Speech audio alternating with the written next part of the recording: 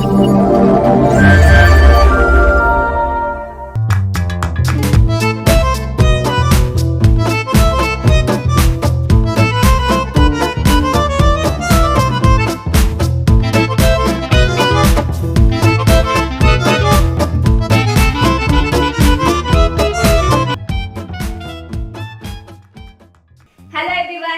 श्रावणी आशिष म्हणजे श्रावणी माधव सोळसकर. मुक्तागिरी मुक्तांगणच्या प्लॅटफॉर्मवरून आतापर्यंत बऱ्याच महिलांना संधी मिळत गेलेली, म्हणजे गेले 4 वर्ष झालं मी त्यांच्यासोबत काम करतेय.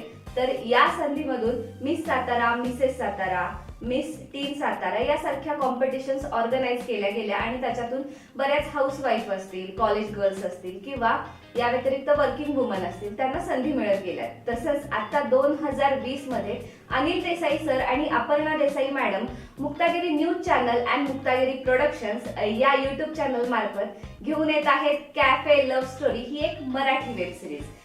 तर आता आपण इतक्या म्हणजे आपल्या कॅफे लव्ह स्टोरी मधल्या सगळ्या कपल्सचे इंटरव्ह्यू बघितले. तर आता आपल्या समोर आलेली आहे लग्नानंतरची जोडी. म्हणजे ऑब्व्हियसली प्रेम झाल्यानंतर भांडणं होतात, पुन्हा रुसवे फुगवे ते सगळं नीट केले जातात. त्याच्यानंतर काय होतं, लग्न होतं आणि लग्नानंतरचे प्रॉब्लेम्स वेगळे असतात ना. तर या कपलने आपल्याला कॅफे लव्ह स्टोरी मध्ये त्यांचे काही प्रॉब्लेम्स म्हणजे ओव्हरऑल सगळ्यांच्या लाईफ मध्ये हेच प्रॉब्लेम्स असतात ते दाखवलेले. तर आता आपण त्यांच्या मुलाखतीमध्ये त्यांच्या गमती जमती ऐकून घेऊयात, कारण ऍक्च्युअल मध्ये ते दोघंही मॅरिड आहेत आणि वेगवेगळ्या लोकांसोबत. तर आता पहिल्यांदा मी सुरुवात करते यांच्या इंट्रोडक्शन पासून. सो मी पहिल्यांदा ओळख करून देते डॉक्टर भाग्यश्री मोहन शिंदे यांची. नमस्कार, मी डॉक्टर भाग्यश्री शिंदे. आणि मॅडम डॉक्टर आहेत बाय प्रोफेशन, पण बाय पॅशन अँकर आणि ऍक्ट्रेस आहेत. यांना भयानक मी तर म्हणेन या स्वतः एक एनर्जी बुस्टर आहेत, कारण यांच्या एवढी एनर्जी मी तरी स्वतः माझ्या बॅचच्या किंवा माझ्या सोबत काम करणाऱ्या लोकांमध्ये एवढी एनर्जी बघितलेली नाहीये. आणि त्यांच्या सोबतच आपले डबल एनर्जी बुस्टर आहेत.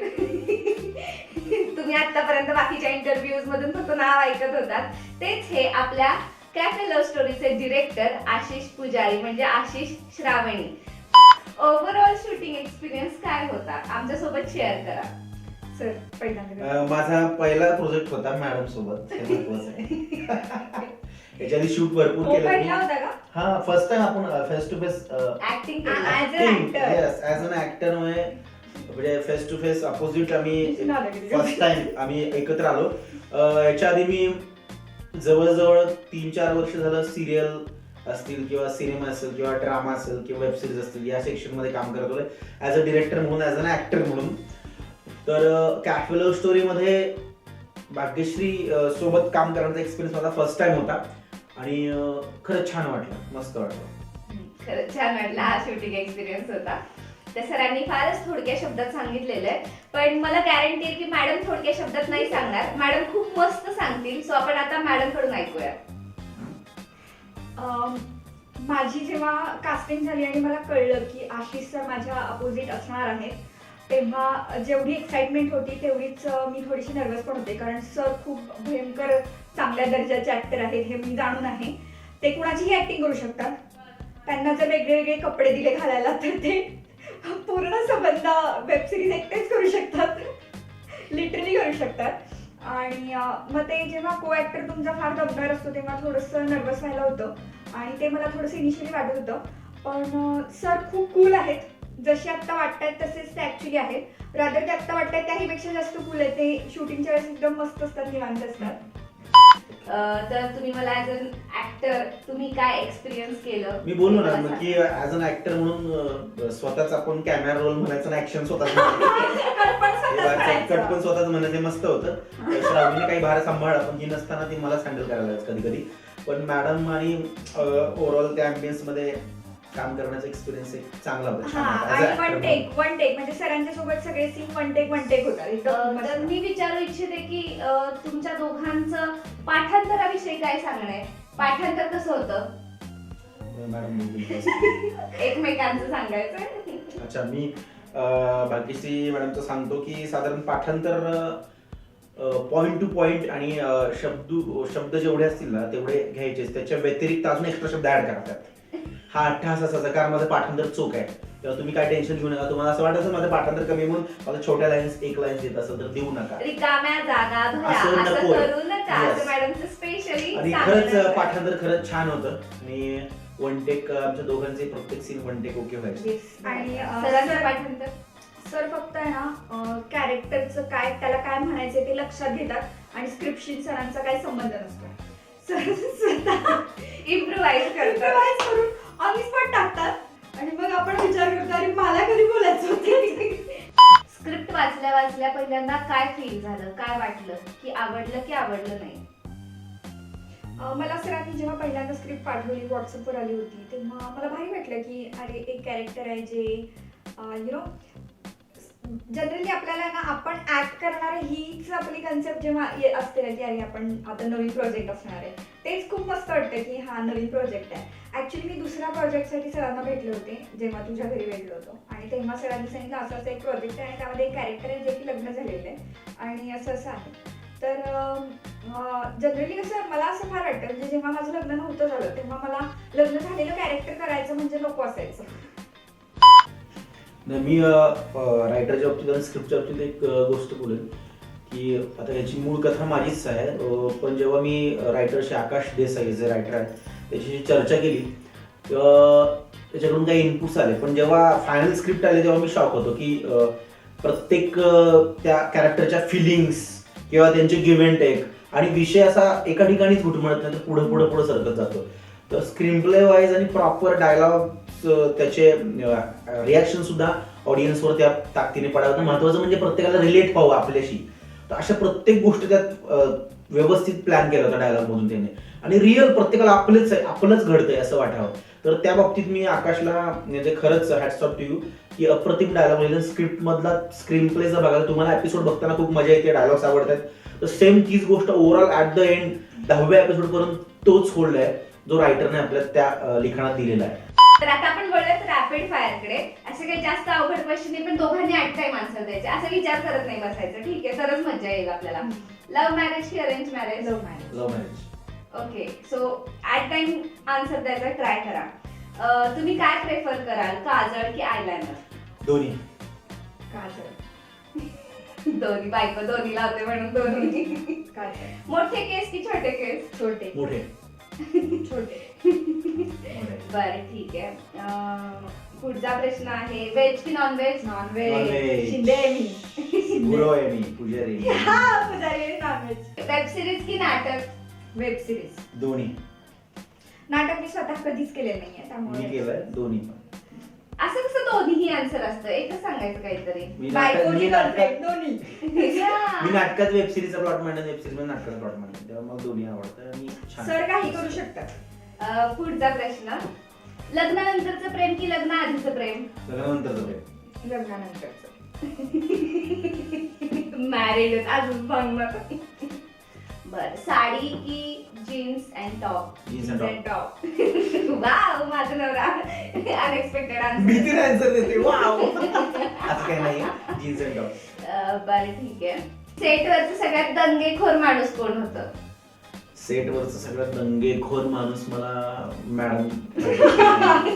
मला आन्सर एक्सपेक्ट. जेवढ्या दिवस सेटवर होत्या सगळं म्हणजे सगळ्यांचं लक्षच मॅडमकडेच जायचं. एमच ते आयुष्यात. ठीक आहे, आता तुमच्या मते सेटवरचं सगळ्यात दंगेखोर माणूस कोण? माणूस मला पण मीच वाटते. मला पण मीच वाटते दंगेखोर माणूस मीच. तर आता आपण पुढच्या एका छोट्या गेम कडे बोलूयात. तर ही गेम अशी आहे की एक एक मी तुम्हाला शब्द देईन, त्या शब्दावरून कदाचित मी डायलॉग म्हणायला सांगेन किंवा गाणं म्हणायला सांगेन. तर पहिला शब्द आहे मॅडम साठी, हिरा. हिऱ्यावरून तुम्हाला डायलॉग म्हणायचा आहे, फुल एकदम फिल्म स्टाईल मध्ये. गाणं चालतंय का? डायलॉग सांगितलंय मी बुकिंग तयार. हिरा.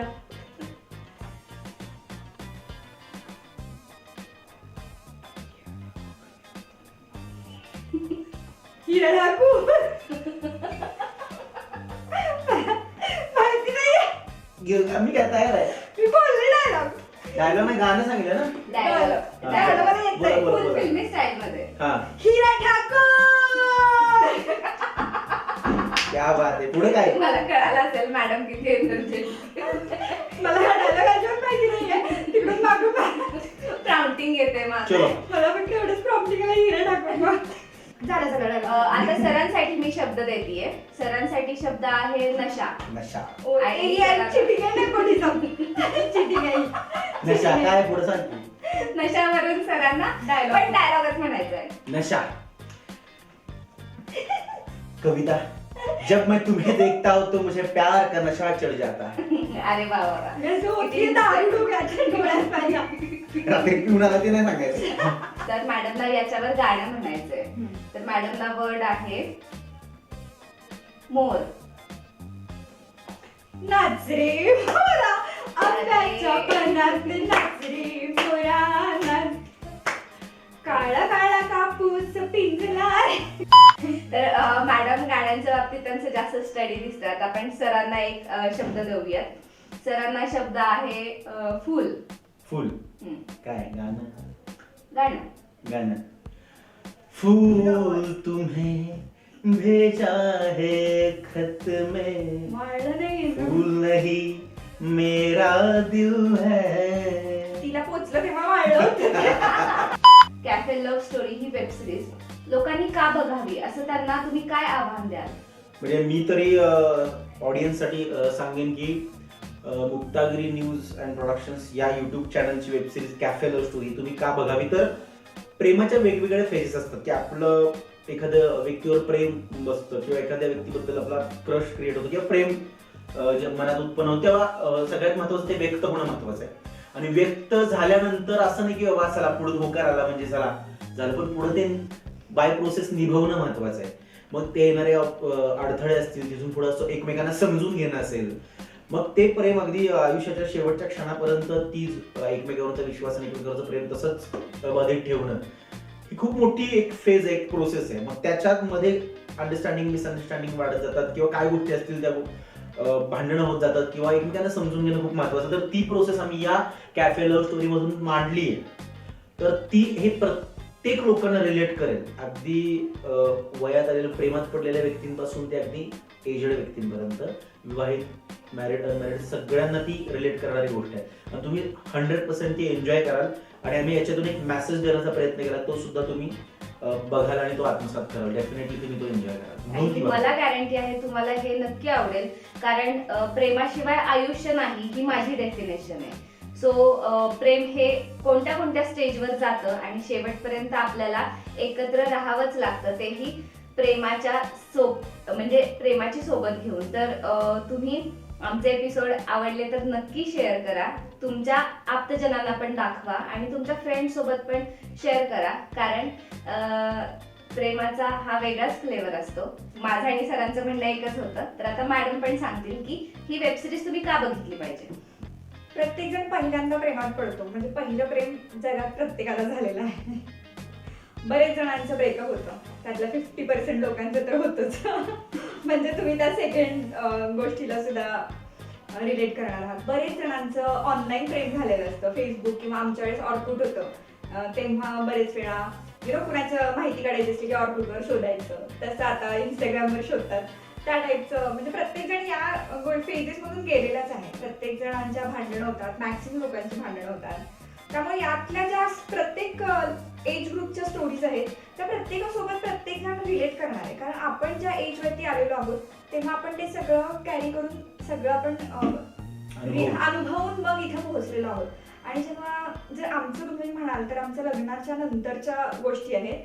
तर असं म्हटलं आहे की इंग्लिशमध्ये एक चांगली म्हण आहे, in a marriage you have to fall in love with a single person again and again. एका व्यक्तीसोबत तुम्हाला पुन्हा पुन्हा प्रेमात पडावं लागतं जेव्हा तुम्ही लग्न झालेलं असतं तेव्हा. आणि मला वाटतं की हे एकदम कम्प्लिटली ट्रू आहे, कारण ती फॅन्टसी तुम्हाला खूप वर्षापर्यंत ठेवायची असेल तर तुम्हाला ती प्रेम ही भावना जागृत ठेवावीच लागणार आहे आयुष्यभर ऑब्व्हियसली. आणि जर दोघं एकमेकांशी खूप छान प्रकारे वागत असतील, राहत असतील, समजून घेत असतील, तर मी तर म्हणेन की पडावं लागत नाही, आपोआप पडत जातं प्रेमामध्ये. काही केलं तरी पण त्या सगळ्या ऍक्शन्स वगैरे सगळं आवडत जातं. हे तुम्हाला स्वतःलाही अनुभव आलेला असेल आणि आम्हीही ते परिपूर्ण प्रयत्न केलेला आहे दाखवण्याचा वेब सिरीज मध्ये. होप सो तुम्हाला सगळे डायलॉग्स आवडतील, सगळ्या कलाकारांचा ऍक्ट आवडेल आणि तुम्हाला पूर्ण कन्सेप्ट आवडेल. आणि हे सगळं आवडल्यानंतर तुम्ही एपिसोड शेअर करायला अजिबात अजिबात विसरणार नाही. सो त्यासाठी लगेच सबस्क्राईब स्वतःही करा Muktagiri news channel and production हे यूट्यूब चॅनल, आणि स्वतःच्या जवळच्या लोकांनाही सबस्क्राईब करायला सांगा. तर आज इथं मला स्वतःला यांच्याशी गप्पा मारून खूप जास्त मजा आली, आणि तुम्हालाही किती मजा आली. आणि तुम्हालाही काही प्रश्न विचारायचे असतील तर ते कमेंट बॉक्समध्ये नक्की विचारा. शक्य तितक्या प्रश्नांची उत्तरं सर आणि मॅडम तुम्हाला कमेंट बॉक्समध्ये देतील. नक्की. तर आपण पुढच्या एपिसोड मध्ये शेवटच्या कपलला भेटूयात. सो आजच्यासाठी तरी बाय बाय.